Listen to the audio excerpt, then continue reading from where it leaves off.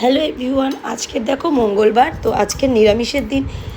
এই রেসিপিটা কিন্তু হলে দারুণ লাগে। তো কারা কারা খাও অবশ্যই বলো। তো এটা কি বলো তো, গেস করো। তো দেখো, এটা একটা জিনিস আর কি বাটা, তার মধ্যে আমি কালো জিরে ফোড়ন, হলুদের গুঁড়ো, নুন, সামান্য মতন চিনি দিয়ে এটা ভালো করে মেখে নেব। তারপরে দেখো মাখা হয়ে গেছে, কড়াইতে তেলও দিয়ে দিয়েছি, তেল গরম হয়ে গেছে। এবারে এইগুলো আমি ভেজে তুলে নেব। কারা কারা খাও বলো তো এইগুলো। তো অনেকেই বুঝতেই পারছো যে এটা কী। হ্যাঁ, এটা হচ্ছে ডালের বড়া। তো এটা হচ্ছে মটর ডাল দিয়ে করছি আমরা। সব ডাল দিয়েই খাই, মটর ডাল দিয়ে একটু বেশি ভালো লাগে। তো এই যে বড়াগুলো প্রথমে আমি দেখো ভেজে তুলে নেব। আর কি সুন্দর ফুলে ফুলে উঠছে বড়াগুলো।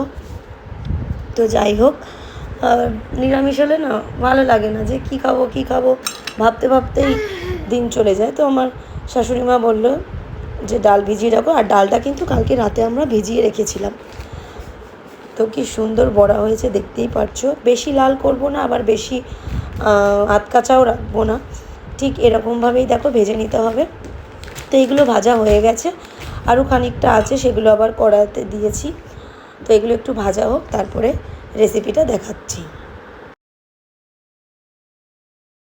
দেখো আমার সব বড়া ভাজা হয়ে গেছে। আর যে তেলের মধ্যে ফোড়ন দিয়ে দিয়েছি সাদা জিরে,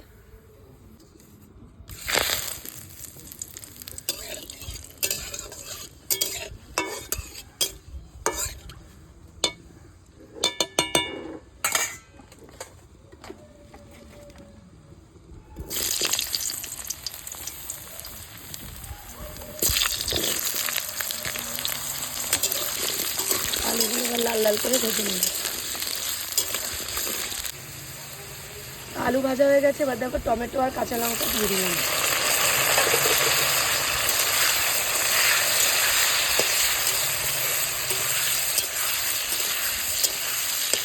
দেখো এরকম ঘষে নিয়েছি, এবার আদাটা দিয়ে দেবো।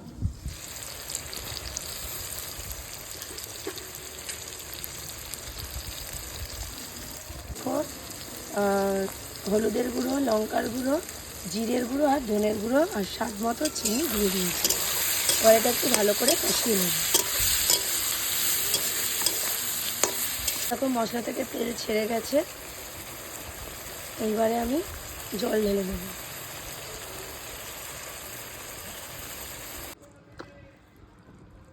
তো দেখো ঝোল ফুটে উঠেছে, এবার আমি বড়াগুলো ঢেলে দেবো।